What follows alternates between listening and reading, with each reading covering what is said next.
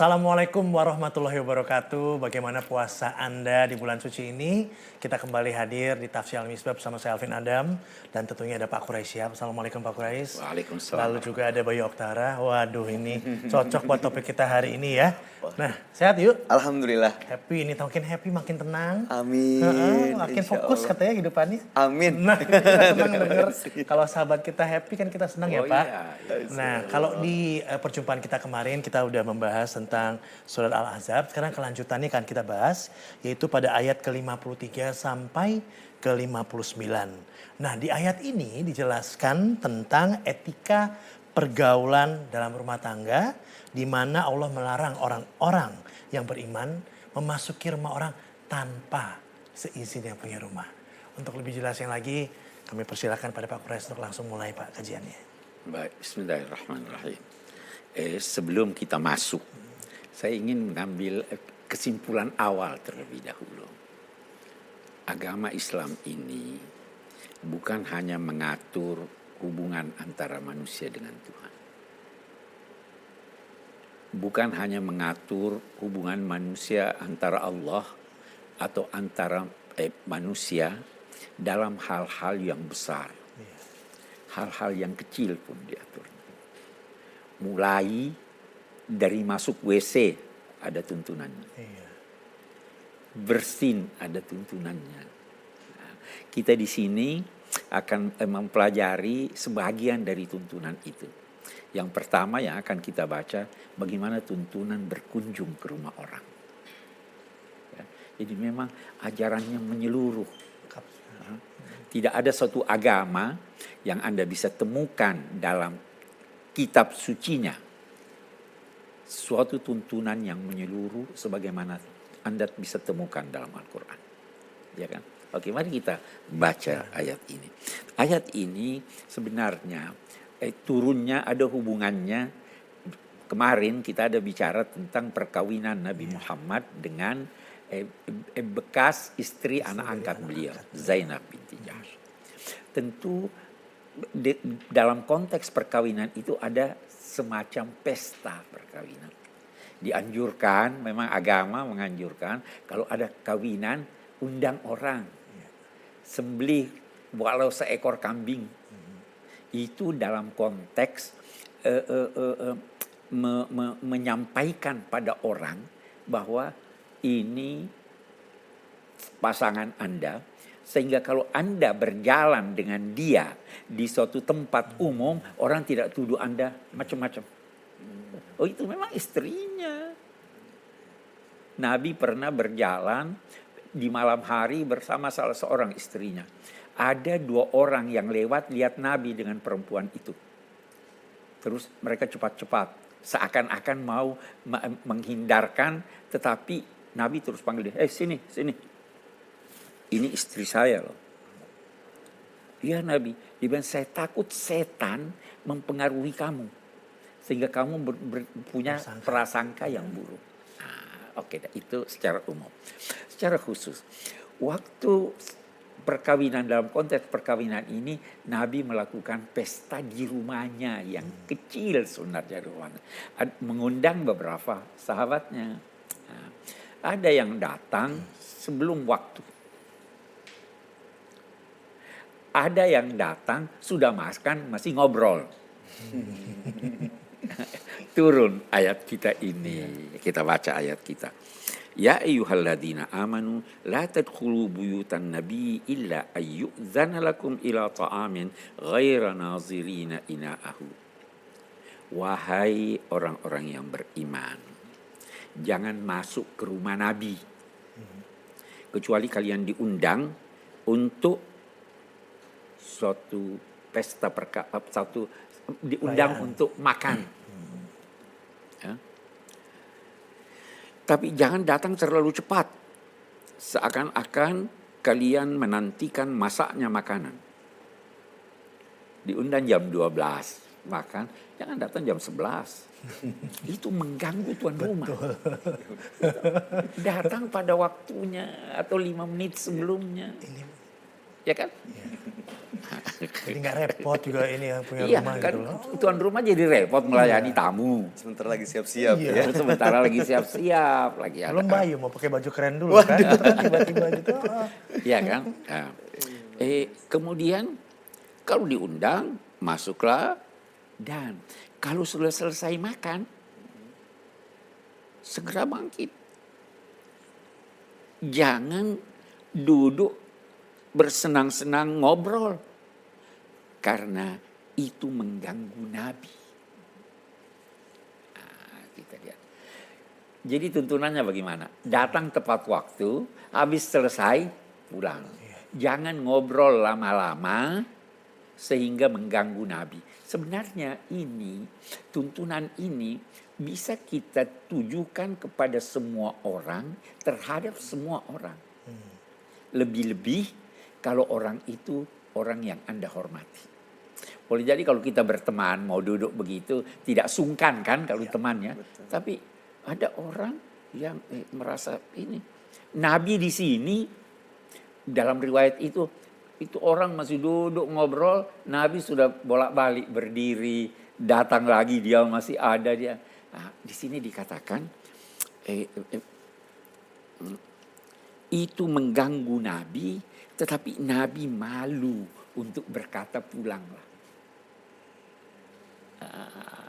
Ya, orang terhormat begitu kan. Kalau sahabat itu boleh jadi, udah deh pulang deh lu.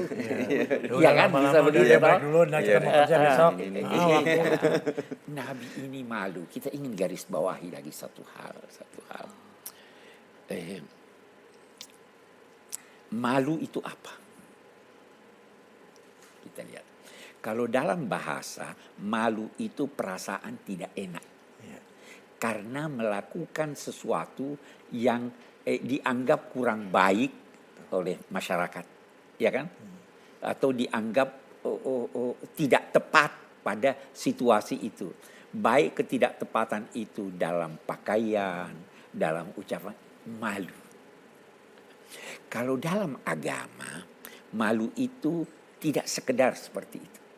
Malu itu adalah perasaan tidak enak karena yang pertama melakukan suatu pelanggaran agama. Yang kedua, malu itu bisa tertuju pada Allah, bisa tertuju pada manusia, bisa tertuju pada diri kita. Baik Pak Quraisy, saya potong dulu boleh ya? Mari, Pak Quraisy, silakan. Kita akan lanjutkan tafsir Al-Misbah segera yang setelah pariwara berikut ini. Ucapkan salam, biar orang itu menjawab, artinya dia sudah siap. Kalau salam tidak terjawab, ucapkan sekali lagi sampai 3 kali. Kalau tidak terjawab, pulang.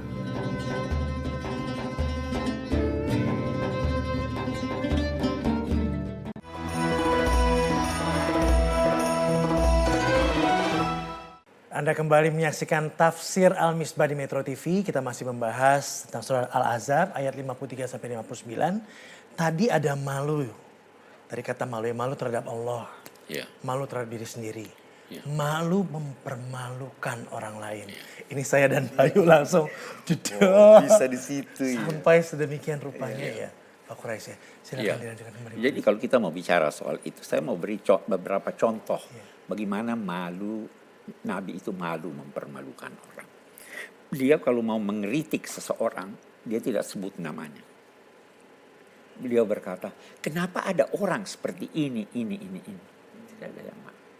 Ya kan? Artinya dia luruskan, tapi orang itu tidak menjadi malu. Ya. Bahkan ada yang lebih hebat dari ini. Itu ada riwayat mengatakan, suatu ketika di masjid disuguhkan makanan yang terbuat dari kambing unta.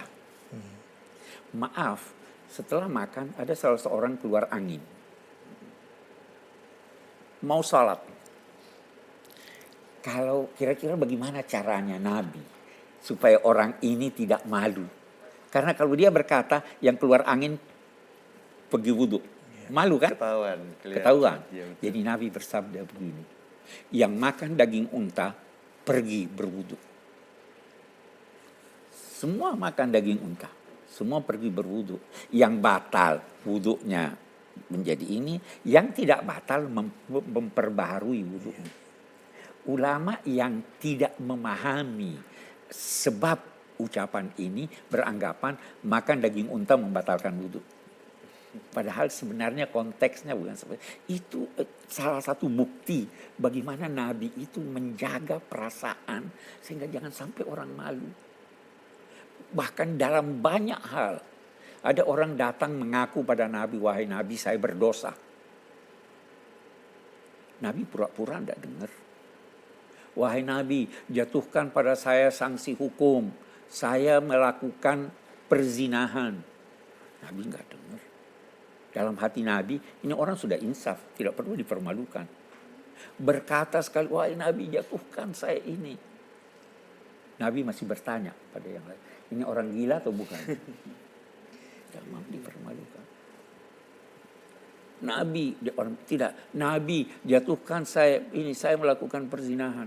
Terus kata Nabi, barangkali kamu cuma pegang-pegang. Diberi kesempatan untuk menutup aibnya. Kenapa? Karena Nabi tahu orang ini sudah insaf. Nanti setelah berulang-ulang, baru Nabi. Jadi beginilah kita, kritik itu silahkan kritik. Tapi jangan permalukan orang. Maukah Anda dipermalukan? Anda kan tidak mau. Perlakukanlah orang sebagaimana Anda ingin diperlakukan. Oke, kita kembali ke ayat kita ya.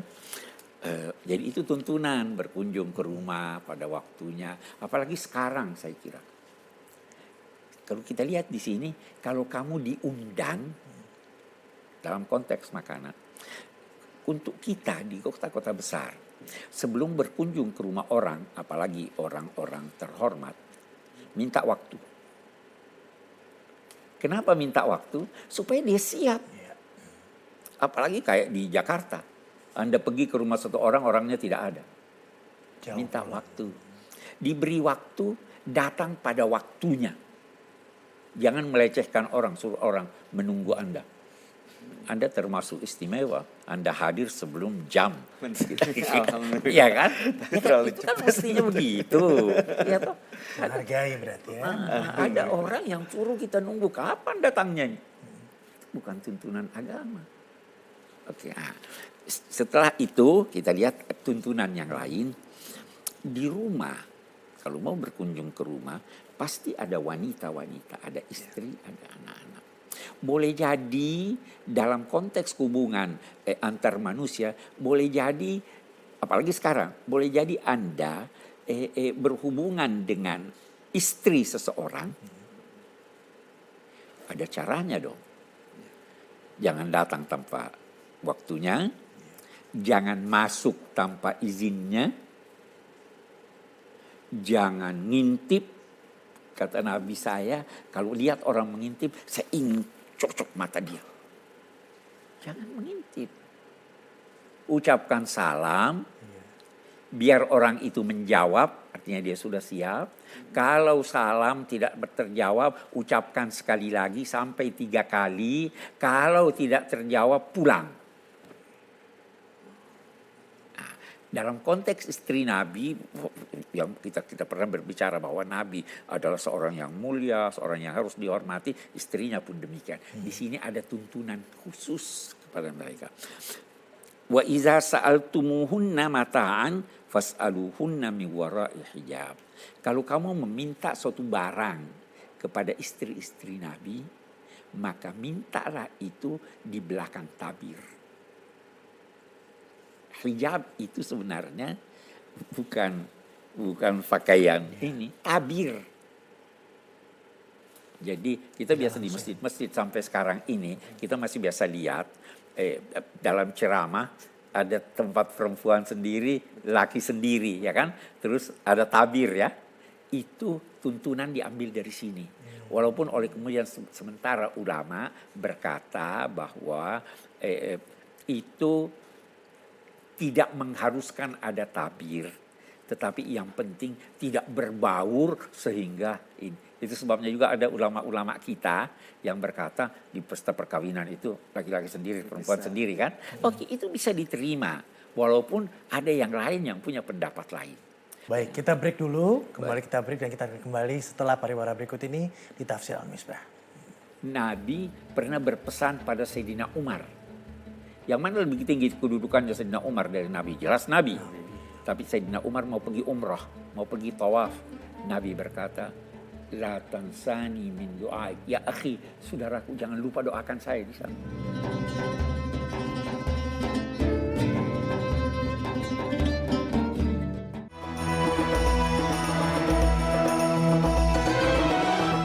Anda kembali menyaksikan Tafsir Al-Misbah di Metro TV. Ada Bayu Oktara, ada Pak Quraish tentunya. Tadi datang ke rumah siapa memangnya sebetulnya? Sahabat. Oh sahabat ya, tentu nggak punya pikiran apa-apa. Enggak bukan pikiran apa-apa. Justru kita takut kalau misalnya nggak punya pikiran apa-apa, kenapa harus risih? Iya. Gitu. Tapi itu takut malah menimbulkan fitnah. Tadi Pak Quraish bilang, kali kita lihat-lihat dulu. Kalau memang di beranda, Iya, kan masih nggak nggak apa-apa. apa-apa ya, Pak Quraish. Ya, mungkin silakan mungkin lanjut. Atau sudah tua. Sudah tua. Ya, artinya fleksibel. Agama ini tidak ketat bahwa ini. Nanti kita lihat di sini bahwa setelah melarang orang lain masuk ke rumah Nabi dan sebagainya, ayat berikutnya itu mengecualikan ayahnya boleh, anaknya boleh. Walaupun anak pun ada diatur itu. Ada waktu-waktu di mana anak tidak boleh masuk kamar. Ada jam tertentu iya. gitu ya Pak Quraish. Ada 3 waktu. Anak-anak walau di bawah umur atau hampir masuk dewasa tidak boleh masuk kamar tanpa izin. Kapan itu? Habis sholat subuh. Belum teratur. Dohor waktu tidur siang. Dulu kan orang tidur siang. Habis isya. Biar terjaga privasi orang tua. Bukan itu. Kita harus didik anak-anak kita sejak dini untuk mengetuk pintu minta izin. Ya kan? Surat-surat juga begitu. Kita terhadap anak kita ada surat-suratnya, jangan buka suratnya. Ada privacy. Walaupun anak sendiri gitu. Untuk anak sendiri. Ya kan ada hal-hal yang dia tidak mau orang tuanya tahu, walaupun itu dibenarkan agama untuk dia lakukan. Ya kan? Jadi perhatikanlah itu semuanya. Nah, jadi dia bilang wala junaha alaihinna, tidak ada dosa bagi mereka kalau orang tuanya, anak-anaknya, saudara-saudara kandungnya, tidak juga kepada anak-anak saudaranya kemanakannya, boleh masuk ke rumah, tapi bukan kamar loh. Kamar ada izin masuk ke rumah dan sebagainya. Dan hendaklah mereka itu bertakwa kepada Allah. Sungguhnya Allah menyaksikan segala sesuatu. Nah, ini isyarat betapa seharusnya seorang menghormati Nabi, rumahnya, keluarganya. Kita tambah sekarang isyarat bagaimana seorang harus menghormati orang yang terhormat. Jangan permalukan dia. Jangan sampai aibnya terbuka karena dia orang terhormat. Oke. Baru di sini karena Nabi amat terhormat dan punya jasa yang sangat besar terhadap umat manusia, Allah menyatakan di sini, Innallaha wa malaikatahu yusalluna 'alan nabi. Sesungguhnya Allah, malaikat-malaikatnya bersalawat kepada Nabi. Nah, kita berhenti.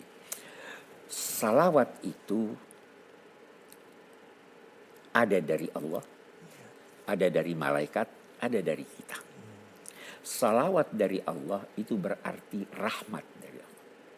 Jadi ketika di sini dia kata sungguhnya Allah bersalawat kepada Nabi, artinya mencurahkan terus-menerus rahmat kepada Nabi.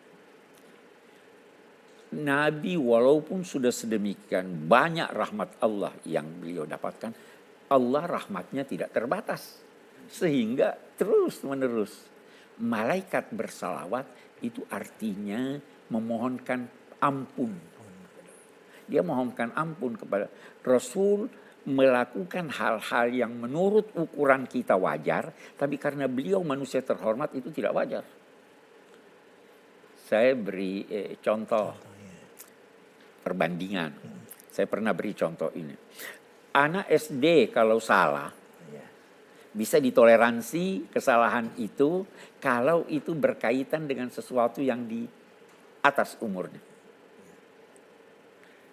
Tapi anak SMP kalau salah seperti salahnya anak ini, dia ditoleransi.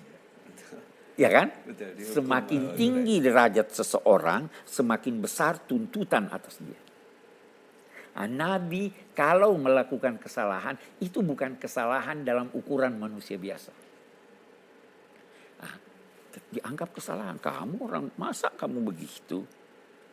Nah, di sini malaikat memohonkan ampun kepada Allah. Nah, ada lagi salawat dari manusia. Kita disuruh bersalawatlah kepada Nabi, yakni doakan Nabi. Kita ini butuh Allah. Nabi pun masih butuh Allah. Tidak ada orang yang tidak butuh kepada Allah. Banyak kebutuhan, banyak ini. Nabi pernah berpesan pada Sayyidina Umar. Yang mana lebih tinggi kedudukannya Sayyidina Umar dari Nabi? Jelas Nabi. Tapi Sayyidina Umar mau pergi umrah, mau pergi tawaf. Nabi berkata, la tansani min doaik. Ya akhi, saudaraku jangan lupa doakan saya di sana. Walaupun lebih tinggi. Kita disuruh bersalawat, mohonkan doa kepada Nabi. Ya Allah anugerahkan ini. Habis azan, ya Allah anugerahkan dia makam yang kamu janjikan. Doa. Menarik yang pertama. Tidak ada perintah Allah yang diperintahkannya kepada umat manusia yang dia lakukan lebih dulu. Kecuali salawat. Sebelum Allah perintahkan kita bersalawat, dia nyatakan, saya salawat kepada Nabi. Kenapa kita harus bersalawat pada Nabi? Kita ingin mengucapkan terima kasih pada beliau. Tapi kita tidak mampu. Maka kita minta dari Allah. Hanya engkau yang mampu membalas jasanya ya Allah. Itu. Jadi sungguh kikir orang yang hanya disuruh berdoa, dia tidak mau. Padahal ada orang, ya kan? Iya, betul. Nabi sudah berjasa pada kamu, memberi tuntunan. Terima kasih dong. Bayar dong. Tidak usah bayar. Tidak usah ini. Minta aja sama Tuhan. Itu pun Iya ada kan? yang nggak mau ya Pak. Ada yang nggak mau. Pak, mungkin kita akan simak dulu pertanyaan dari penonton di rumah silakan. ya. Silakan kita simak dulu. Assalamualaikum warahmatullahi wabarakatuh. Saya Elin dari Universitas Atmajaya. Mau bertanya kepada Bapak Quraisy, boleh nggak sih jikalau suami saya sedang keluar kota, terusnya saya memperbolehkan masuk tetangga laki-laki saya untuk sekedar berbahasa basi? Dan jawaban dari pertanyaan ini akan kita jawab segera setelah pariwara berikut ini. Tentunya tetap di Tafsir Al-Misbah di Metro TV. Salah satu syarat dalam kehidupan rumah tangga itu bahwa seorang istri tidak mengizinkan seorang lelaki masuk ke rumahnya, lebih-lebih kalau lelaki itu tidak disenangi oleh suami.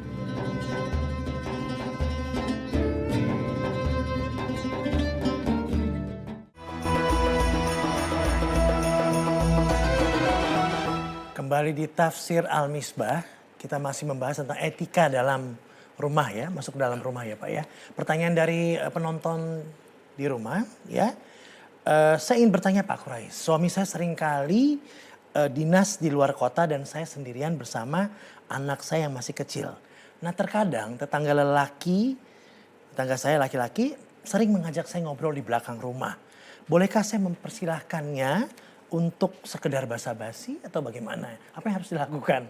Ngobrol itu beda dengan bercakap. Ngobrol itu tanpa tujuan biasa yang penting. Iya kan? Ini saya khawatir ini merempet ini. Saya tidak benarkan kalau ngobrol seperti itu sendirian dan bersama anak kecil. Iya kan? Kalau dia berbicara untuk suatu keperluan dan dalam waktu yang tertentu sehingga sekedar menyampaikan sesuatu bisa-bisa saja. Tapi kalau ngobrol, siapa yang menjamin di dalam ajaran agama tidak berduaan seorang lelaki dan perempuan kecuali yang ketiganya adalah setan. Jadi jangan deh main api itu. Nah, itu dia. Itu main Tidak, Tanya apa. saya. tidak ya. Iya. Tapi Apalagi kalau anak berbicara kecil. ada keperluannya, saya ada ini, saya ada itu secara terhormat. Apalagi ini tadi dikatakan di belakang ya. Betul. Di Ah, halaman belakang. halaman belakang. Pinter milih tempatnya ya. Bisa masuk ke halaman belakang ya. Tetangga mungkin ada pintu belakang. Jadi tidak ya. Nah, dianjurkan tidak gitu ya. Baik, Bayu. Iya. Nah, Mau nanya lagi iya, nih, saya tahu Mas nih, Alvin. yakin nih. Berkaitan dengan penerima Pengalaman tamu pribadi nih. nih. Iya, mungkin pernah juga pengalaman pribadi, mungkin juga Mas Alvin, Pak Kurais. Misalnya, kita sebagai tuan rumah menerima tamu. Tapi mungkin tamunya ini tamu yang tidak diinginkan. Dalam arti misalnya waktunya kok udah terlalu larut. Atau mungkin kok saat kita mau pergi ada keperluan kok datang. Atau justru mungkin ada orang yang kita lagi nggak mau ketemu begitu. Bukan nggak tidak karena kehendaki ya. nggak kita nggak kehendaki. Bagaimana adabnya? Bagaimana apa kita harus menerima artinya kita pura-pura membohongi diri sendiri atau kita memberitahu dengan resiko nanti tersinggung? Atau kita bohong, bilang kita nggak ada di rumah. Apa gimana? Gimana Iya, sebaiknya? itu sebabnya bagus pernyataan Anda ini. Tamu kalau mau berkunjung ke rumah, dia hendaknya sebelum masuk mengucapkan salam, ya kan? Betul. Kalau Anda mau menerimanya, Anda jawab salamnya. Kalau Anda tidak menjawab, itu isyarat bahwa dia tidak mau menerima Anda. Boleh tidak menerima tamu yang Anda tidak senangi. Apalagi yang khawatir menimbulkan hal-hal yang tidak diinginkan. Apalagi kalau suami tidak setuju dengan dia. Salah satu syarat dalam kehidupan rumah tangga itu bahwa seorang istri tidak mengizinkan seorang lelaki masuk ke rumahnya. Lebih-lebih kalau lelaki itu tidak disenangi oleh suami. Jadi minta maaf saja. Kita seringkali kalau dewasa ini sebenarnya kalau Anda tidak akrab dengan seseorang, itu sebaiknya telepon sebelum datang, minta waktu. Ada terkadang waktu-waktu di mana kita ingin menyendiri. Ya, ada waktu-waktu di mana kita mempunyai suatu pekerjaan yang harus kita selesaikan, lalu menghadapi tamu terbengkalai pekerjaan kita. Tidak apa-apa, menolak secara baik-baik. Jadi saya terus terang perlakukan itu. Ada orang yang datang pada saya saat maghrib, di mana mau sholat maghrib, di mana mau melakukan kegiatan yang ini. Saya jangan datang, telepon dulu. Mau datang, mau ketemu saya di kantor jam sekian, iya kan? Jangan lantas datang mendadak. Oke, kita lanjutkan saya kira. Innallaha wa malaikatahu yusholluna 'alan nabi. Wahai orang-orang yang beriman, bersalawatlah, doakanlah pada Nabi, wasallimu taslima. Ucapkanlah salam kepada beliau, itu satu maknanya. Ada yang berkata, terimalah semua tuntunannya dengan sepenuh hati. Nah, ada yang bertanya, bagaimana kita bersalawat kepadamu wahai Nabi? Nabi ajarkan, Allahumma salli ala Muhammad. Tambah wa ali Muhammad. Kita mau tambah lagi, Allahumma salli ala Muhammad wa ali Muhammad wa ashabi Muhammad. Ya kan? Mau tambah lagi boleh deh, tambah aneka ini. Selama semua menunjukkan penghormatan pada beliau. Sallimu taslima. Bagaimana salam kepada Nabi? Ucapkan assalamu alaika ya Rasulullah. Karena Rasul masih hidup. Beliau hidup. Hanya kehidupan yang berbeda dengan kehidupan kita. Itu tuntunan agama. Baru dia katakan, sungguhnya orang-orang yang mengganggu Allah dan Rasulnya, Allah mengutuk mereka di dunia dan di akhirat dan menyiapkan buat mereka siksa yang menghinakan. Orang-orang yang mengganggu orang-orang mukmin dan mukminah dan menuduh mereka dengan tuduhan yang bermacam-macam, yang buruk, mereka itu telah memikul suatu dosa yang sangat besar dan sebagainya. Baru ini yang penting saya ingin Wahai Nabi, tuntunan nih. Katakan kepada istri-istrimu dan anak-anakmu dan juga kepada wanita-wanita mukmin. Jadi semua selama dia wanita, istri, anak, dan semua wanita selama mukmin. Hendaklah mereka mengulurkan di ke badan mereka jilbab mereka. Mengulurkan di atas badan mereka jilbab mereka. Persoalan apa itu jilbab? Quraisy, ini semakin menarik sekali apalagi bicara tentang ini. Tapi kita break dulu sejenak. Kita lanjutkan lagi. Pengen nanya nih Mas Alvin. Tapi break dulu. Sebentar ya Pak. Kita break dulu, kita kembali saat lagi hanya di Tafsir Al-Misbah. Lakukanlah hal-hal atau hindarilah hal-hal yang bisa menimbulkan prasangka buruk. Jangan selfie berdua. Itu bisa dijadikan dasar untuk orang yang mau hoak. Oh ini lagi ini. Ya kan?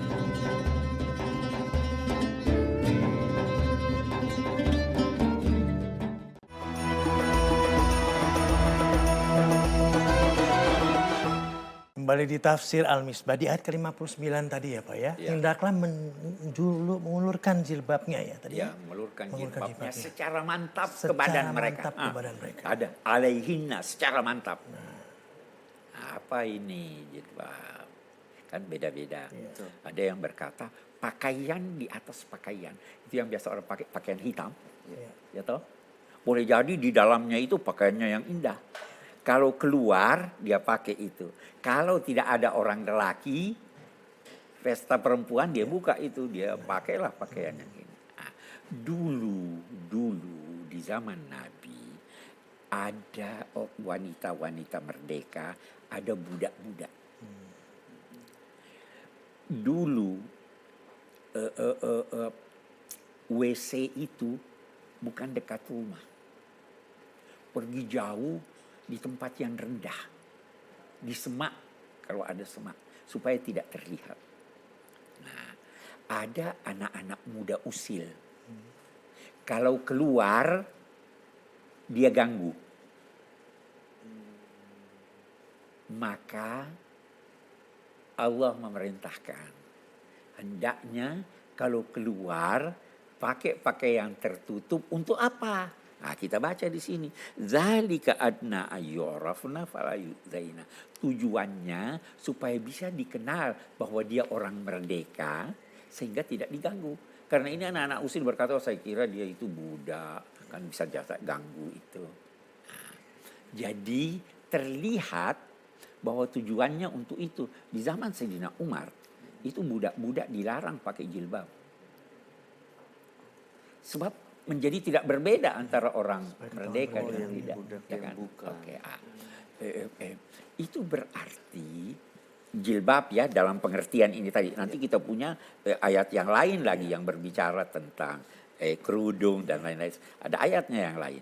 Itu berarti tujuan berjilbab yang dijelaskan di sini adalah untuk membedakan Anda orang terhormat atau tidak terhormat. Anda bersedia diganggu atau tidak diganggu. Iya kan? Ya. Kalau kita baca ini. Tetapi apakah dengan demikian kita dapat berkata bahwa kalau terjamin tidak diganggu boleh menampakkan aurat? Nah, tidak. Betul? Aurat tetap harus ditutup. Aurat. Tinggal kita bicara lagi apa aurat. Satu. Yang kedua, pada prinsipnya agama ingin menampakkan bahwa wanita-wanita itu terhormat sehingga tidak mengundang pelecehan, tidak mengundang gangguan, dan tidak mengundang gangguan itu bukan sekedar melalui pakaian tertentu. Melalui jalannya juga. Dilarang. Kalau kamu jalan, dulu ada orang pakai gelang di kaki. Jangan jalan, memukulkan kaki. Dilarang memakai wangi-wangian yang mengundang orang melihat. Ya kan? Itu larangan agama. Bahkan kita bisa berkata sekarang, tidaklah direstui oleh agama orang memakai jilbab nih, tetapi dengan cara-cara yang mengundang. Iya. Karena begitu. Jangan pakai pakaian sempit, merangsang, mengundang orang ini, ya kan? Pakai pakaian ini macam-macam, suara dimanja-manjakan dan sebagainya. Itu tidak, itu mengundang Tetap pelecehan. mengundang soalnya. Nah itu yang dimaksud ya. Pakailah itu lebih lebih wajar menjadikan mereka dikenal sehingga tidak diganggu. Allah Maha Pengampun, lagi Maha Pengasih, mengampuni apa yang sudah lalu.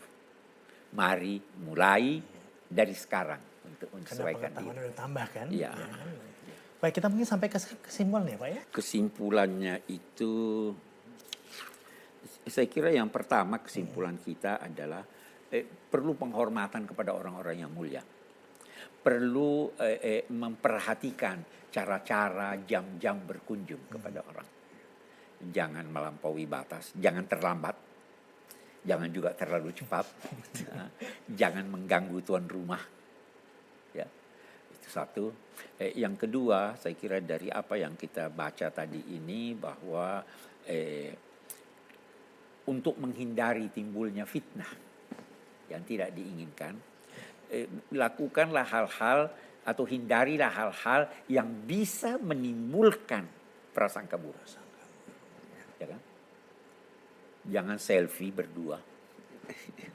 Ya. Itu bisa dijadikan dasar untuk orang yang mau hoak. Oh, ini lagi ini. Ya kan? Jangan menerima tamu, apalagi di tempat di belakang. Di belakang halaman. Di belakang halaman.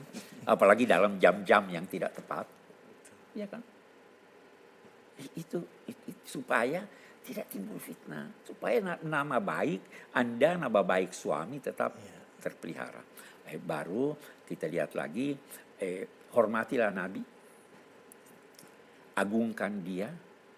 Anda tidak mampu membalas jasanya, sedang begitu banyak jasanya, mohonlah kepada Allah agar Allah yang memberikan kepada Nabi tuntunan. Nah, kalau demi menjaga kehormatan dan dikenal sebagai orang baik-baik, pakailah pakaian terhormat. Ya, kalau pakai jilbab, jangan memakai jilbab yang mengundang perhatian orang. Pakai jilbab untuk menampakkan kehormatan sehingga Anda tidak diganggu. Saya tidak berkata kalau tidak diganggu boleh terbuka. Tidak. Ada ketentuan aurat dan itu kita akan bahas dalam ayat yang lain. Saya kira itu kesimpulan kita. Baik. Alhamdulillah dapat banyak informasi, banyak ilmu. Ini mudah-mudahan. Baik Pak Kurais, terima kasih banyak buat penjelasannya hari ini. Bayu juga terima kasih banyak sudah hadir bersama kita di Tafsir Al-Misbah. Kita akan ketemu lagi besok untuk melanjutkan ayat-ayat Al-Quran lagi kajiannya. Saya Alvin Adam pamit dulu. Wabillahi taufiq wal hidayah. Wassalamualaikum warahmatullahi wabarakatuh.